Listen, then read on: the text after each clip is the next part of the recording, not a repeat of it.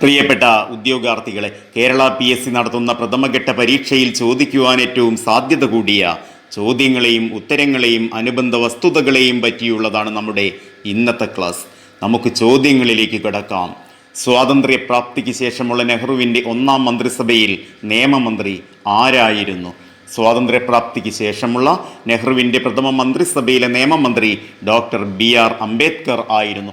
അംബേദ്കർ മഹാരാഷ്ട്രക്കാരനാണ്. മഹാരാഷ്ട്രയിൽ ജനിച്ച അംബേദ്കർ ഇന്ത്യൻ ഭരണഘടനാ ശില്പി, ഇന്ത്യൻ ഭരണഘടനയുടെ പിതാവ്, ആധുനിക മനു, ആധുനിക ബുദ്ധൻ എന്നിങ്ങനെ അറിയപ്പെടുന്നു. മഹാരാഷ്ട്രക്കാരനായ അംബേദ്കർ ഇന്ത്യൻ ഭരണഘടനാ ശില്പി, ഇന്ത്യൻ ഭരണഘടനയുടെ പിതാവ്, ആധുനിക മനു, ആധുനിക ബുദ്ധൻ എന്നിങ്ങനെ അറിയപ്പെടുന്നു. ഇന്ത്യൻ ഭരണഘടനാ നിർമ്മാണ സമിതിയുടെ ഡ്രാഫ്റ്റിംഗ് കമ്മിറ്റിയുടെ ചെയർമാനായിരുന്നു ഡോക്ടർ BR അംബേദ്കർ. ഇന്ത്യൻ ഭരണഘടനാ നിർമ്മാണ സമിതിയുടെ ഡ്രാഫ്റ്റിംഗ് കമ്മിറ്റിയുടെ അഥവാ ഇന്ത്യൻ ഭരണഘടനയുടെ കരട് രൂപം തയ്യാറാക്കുന്ന കമ്മിറ്റിയുടെ അധ്യക്ഷനായിരുന്നു ഡോക്ടർ BR അംബേദ്കർ. ഇന്ത്യൻ ഭരണഘടനയുടെ കരട് രൂപം തയ്യാറാക്കുന്ന കമ്മിറ്റിയുടെ അധ്യക്ഷൻ ഡോക്ടർ BR അംബേദ്കർ ആയിരുന്നു. ലണ്ടനിൽ വെച്ച് നടന്ന 3 വട്ടമേശ സമ്മേളനങ്ങളിലും പങ്കെടുത്ത ഭാരതീയനാണ് BR അംബേദ്കർ. ലണ്ടനിൽ വെച്ച് നടന്ന 3 വട്ടമേശ സമ്മേളനങ്ങളിലും പങ്കെടുത്ത ഇന്ത്യക്കാരനാണ് BR അംബേദ്കർ. രണ്ടാം ലോക മഹായുദ്ധകാലത്ത് വൈസ്രോയുടെ എക്സിക്യൂട്ടീവ് കൗൺസിലിലെ അംഗവുമായിരുന്നു അദ്ദേഹം. രണ്ടാം ലോക മഹായുദ്ധകാലത്ത് വൈസ്രോയുടെ എക്സിക്യൂട്ടീവ് കൗൺസിലിലെ അംഗവും BR അംബേദ്കർ ആയിരുന്നു. ഹിന്ദു കോഡ് ബിൽ പാസാക്കാത്തതിനെ തുടർന്ന് 1951 സ്വാതന്ത്ര്യപ്രാപ്തിക്ക് ശേഷമുള്ള പ്രഥമ നെഹ്റു മന്ത്രിസഭയിൽ നിന്നും രാജിവെച്ചതും BR അംബേദ്കർ ആണ്. ഹിന്ദു കോഡ് ബിൽ പാസാക്കാത്തതിനെ തുടർന്ന് 1951 സ്വാതന്ത്ര്യപ്രാപ്തിക്ക് ശേഷമുള്ള നെഹ്റുവിൻ്റെ പ്രഥമ മന്ത്രിസഭയിൽ നിന്നും രാജിവെച്ച നിയമമന്ത്രിയും BR അംബേദ്കർ ആണ്. ഭാരതത്തിലെ പ്രഥമ നിയമമന്ത്രിയായിരുന്നു BR അംബേദ്കർ. 1951 അദ്ദേഹം നിയമമന്ത്രി സ്ഥാനം രാജിവെച്ചു. 1956 അംബേദ്കർ ബുദ്ധമതം സ്വീകരിച്ചു. 1956 അംബേദ്കർ ബുദ്ധമതം സ്വീകരിച്ചു. ആധുനിക ബുദ്ധൻ എന്നും അദ്ദേഹം അറിയപ്പെടുന്നു. ബഹിഷ്കൃത ഹിതകാരിണി സഭ എന്ന സംഘടന സ്ഥാപിച്ചത് അംബേദ്കർ ആണ്. ബഹിഷ്കൃത ഹിതകാരിണി സഭ എന്ന സംഘടന സ്ഥാപിച്ചതും അംബേദ്കർ ആണ്. 1990 മരണാനന്തര ബഹുമതിയായി ഭാരതരത്നം നൽകി രാഷ്ട്രം അംബേദ്കറെ ആദരിക്കുകയുണ്ടായി. 1990 BR അംബേദ്കർക്ക് മരണാനന്തര ബഹുമതിയായി ഭാരതരത്നം ലഭിച്ചു. ഭരണഘടന തയ്യാറാക്കുന്നതിന് ഭരണഘടനാ നിർമ്മാണ സഭ രൂപീകരിക്കണമെന്ന ആശയം മുന്നോട്ട് വെച്ച ഭാരതീയൻ MN റോയ് ആണ്.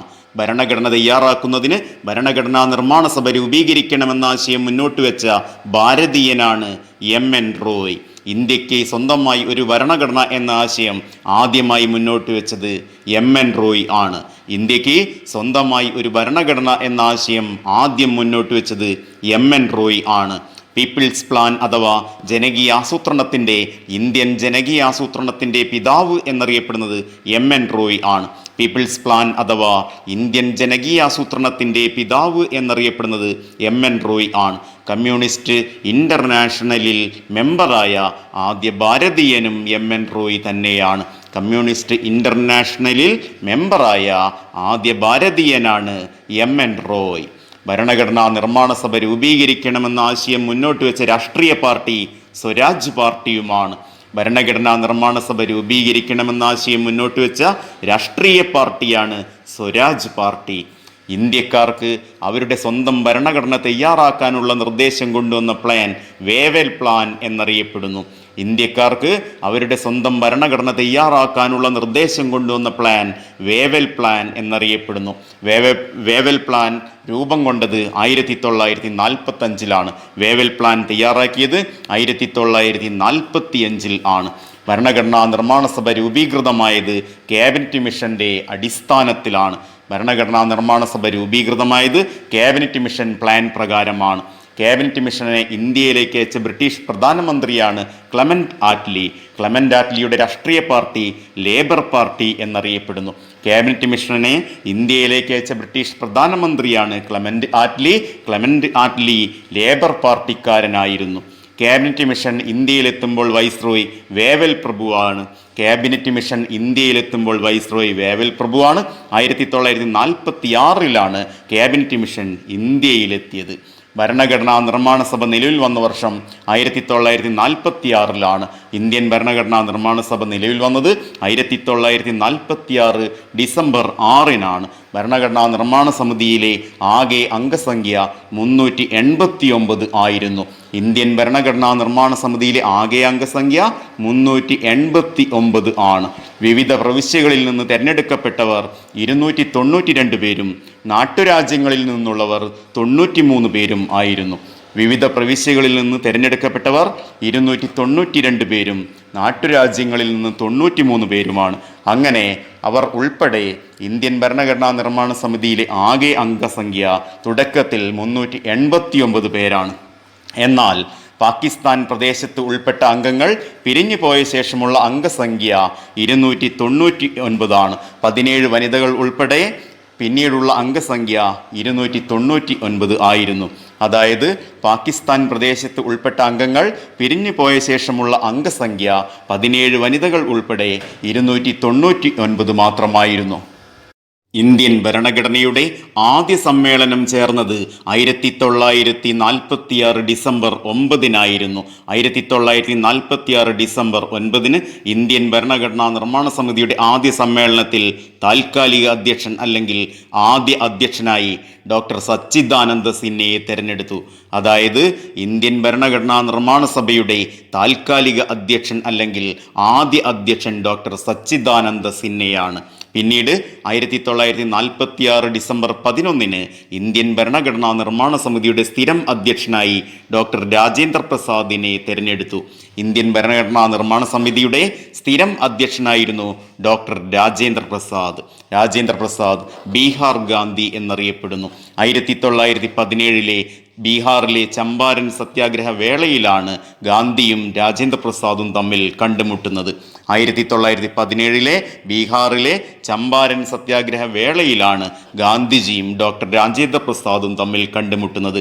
ബീഹാർ ഗാന്ധി എന്നറിയപ്പെടുന്നത് ഡോക്ടർ രാജേന്ദ്ര പ്രസാദാണ്. ഇന്ത്യൻ ഭരണഘടനയുടെ സ്ഥിരം അധ്യക്ഷൻ എന്നറിയപ്പെടുന്നതും ഇന്ത്യൻ ഭരണഘടനാ നിർമ്മാണ സമിതിയുടെ സ്ഥിരം അധ്യക്ഷൻ എന്നറിയപ്പെടുന്നതും ഡോക്ടർ രാജേന്ദ്ര പ്രസാദാണ്. 1950 ഇന്ത്യ ഒരു റിപ്പബ്ലിക്കായി മാറി.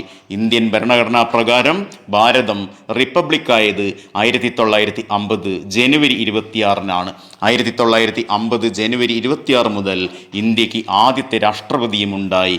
സ്വതന്ത്ര ഇന്ത്യയിലെ ആദ്യ രാഷ്ട്രപതിയായിരുന്നു doctor Rajendra Prasad. 1950 doctor Rajendra Prasad Indian രാഷ്ട്രപതിയായി. പിന്നീട് 1952 രാഷ്ട്രപതി സ്ഥാനത്തേക്ക് തെരഞ്ഞെടുപ്പ് നടന്നപ്പോൾ അദ്ദേഹം വീണ്ടും ഇന്ത്യൻ രാഷ്ട്രപതിയായി തെരഞ്ഞെടുക്കപ്പെട്ടു.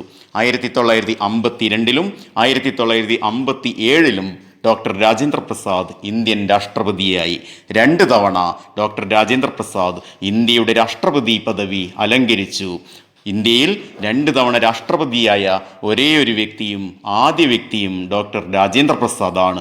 ഇന്ത്യയിൽ 2 തവണ രാഷ്ട്രപതി സ്ഥാനത്തെത്തിയ ഒരേയൊരു വ്യക്തിയാണ്. കൂടാതെ ഇന്ത്യൻ രാഷ്ട്രപതിയായ ആദ്യ വ്യക്തിയും ഡോക്ടർ രാജേന്ദ്ര പ്രസാദാണ്. 1962 രാഷ്ട്രപതി സ്ഥാനത്തിരിക്കെ അദ്ദേഹത്തിന് ഭാരതരത്ന ലഭിക്കുകയും ചെയ്തു. ഭാരതരത്ന ലഭിച്ച ആദ്യ ഇന്ത്യൻ രാഷ്ട്രപതിയും ഡോക്ടർ രാജേന്ദ്ര പ്രസാദാണ്. ഇന്ത്യയിൽ ഏറ്റവും കൂടുതൽ കാലയളവ് 1950 മുതൽ 62 വരെ 1950 മുതൽ 62 വരെ തുടർച്ചയായി 12 വർഷക്കാലം ഇന്ത്യൻ രാഷ്ട്രപതി സ്ഥാനത്തിരുന്ന വ്യക്തിയുമാണ് ഡോക്ടർ രാജേന്ദ്ര പ്രസാദ്. ഇന്ത്യയിൽ ഏറ്റവും കൂടുതൽ കാലയളവ് രാഷ്ട്രപതി സ്ഥാനത്തിരുന്നതും രാഷ്ട്രപതിയായതും ഡോക്ടർ രാജേന്ദ്ര പ്രസാദാണ്. രാജേന്ദ്ര പ്രസാദിൻ്റെ പുസ്തകമാണ് അല്ലെങ്കിൽ രചനയാണ് ഇന്ത്യ ഡിവൈഡഡ്. ഇന്ത്യ ഡിവൈഡഡ് എന്നത് ഡോക്ടർ രാജേന്ദ്ര പ്രസാദിൻ്റെ പുസ്തകമാണ്. ഇന്ത്യൻ ഭരണഘടനാ നിർമ്മാണ സമിതിയുടെ ആദ്യ സമ്മേളനത്തിൻ്റെ വേദി പാർലമെന്റിൻ്റെ സെൻട്രൽ ഹാൾ ആയിരുന്നു. ഇന്ത്യൻ ഭരണഘടനാ നിർമ്മാണ സമിതിയുടെ ആദ്യ സമ്മേളനത്തിൻ്റെ വേദി പാർലമെന്റിൻ്റെ സെൻട്രൽ ഹാൾ ആയിരുന്നു. പാർലമെന്റിൻ്റെ സെൻട്രൽ ഹാളിൽ വെച്ചാണ് ബ്രിട്ടൻ ഇന്ത്യയുടെ സ്വാതന്ത്ര്യ പ്രഖ്യാപനത്തിൽ ഒപ്പുവെച്ചതും. ബ്രിട്ടൻ ഇന്ത്യയുടെ സ്വാതന്ത്ര്യ പ്രഖ്യാപനത്തിൽ ഒപ്പുവെച്ചുകൊണ്ട് അധികാരം ഇന്ത്യക്ക് കൈമാറിയതും പാർലമെന്റിൻ്റെ സെൻട്രൽ ഹാളിൽ വെച്ചായിരുന്നു. ഇന്ത്യൻ ഭരണഘടനാ നിർമ്മാണ സഭയെ ആദ്യമായി അഭിസംബോധന ചെയ്തത് JB കൃപലാനിയായിരുന്നു. ഇന്ത്യൻ ഭരണഘടനാ നിർമ്മാണ സഭയെ ആദ്യമായി അഭിസംബോധന ചെയ്തത് JB കൃപലാനിയായിരുന്നു. JB കൃപലാനി തന്നെയാണ് 1963 നെഹ്റു മന്ത്രിസഭയ്ക്കെതിരായ ആദ്യത്തെ അവിശ്വാസ പ്രമേയം അവതരിപ്പിച്ചതും. JB കൃപലാനി തന്നെയാണ് 1963 നെഹ്റു മന്ത്രിസഭയ്ക്കെതിരായ ആദ്യത്തെ അവിശ്വാസ പ്രമേയം അവതരിപ്പിച്ചതും. ഇന്ത്യൻ ഭരണഘടനാ നിർമ്മാണ സമിതിയുടെ നിയമോപദേശകനായിരുന്നു BN റാവു. ഇന്ത്യൻ ഭരണഘടനാ നിർമ്മാണ സമിതിയുടെ നിയമോപദേശകൻ BN റാവു ആയിരുന്നു. ഇന്ത്യൻ ഭരണഘടനാ നിർമ്മാണ സമിതിയിലെ മലയാളികളുടെ എണ്ണം 17 ആണ്. ഇന്ത്യൻ ഭരണഘടനാ നിർമ്മാണ സമിതിയിലെ മലയാളികളുടെ എണ്ണം 17 ആണ്. ഈ 17 മലയാളികളിൽ 3 പേർ വനിതകളുമായിരുന്നു. ഇന്ത്യൻ ഭരണഘടനാ നിർമ്മാണ സമിതിയിൽ ഉൾപ്പെട്ട 3 വനിതകളാണ് ആനി മസ്ക്രീൻ, അമ്മു സ്വാമിനാഥൻ, ദാക്ഷായണി വേലായുധൻ.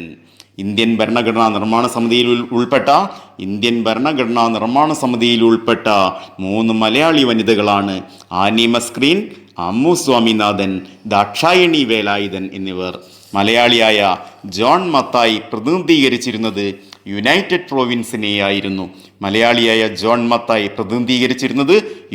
പ്രൊവിൻസിനെയായിരുന്നു.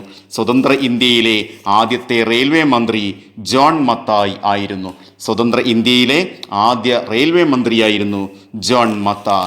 ഇന്ത്യൻ ഭരണഘടനാ നിർമ്മാണ സമിതിയിൽ കൊച്ചിയെ പ്രതിനിധാനം ചെയ്തത് പനമ്പിള്ളി ഗോവിന്ദമേനോൻ ആയിരുന്നു. ഇന്ത്യൻ ഭരണഘടനാ നിർമ്മാണ സമിതിയിൽ കൊച്ചിയെ പ്രതിനിധാനം ചെയ്തത് പനമ്പിള്ളി ഗോവിന്ദമേനോൻ ആയിരുന്നു. വിമോചനം എന്ന പദം ആദ്യം ഉപയോഗിച്ചതും പനമ്പിള്ളി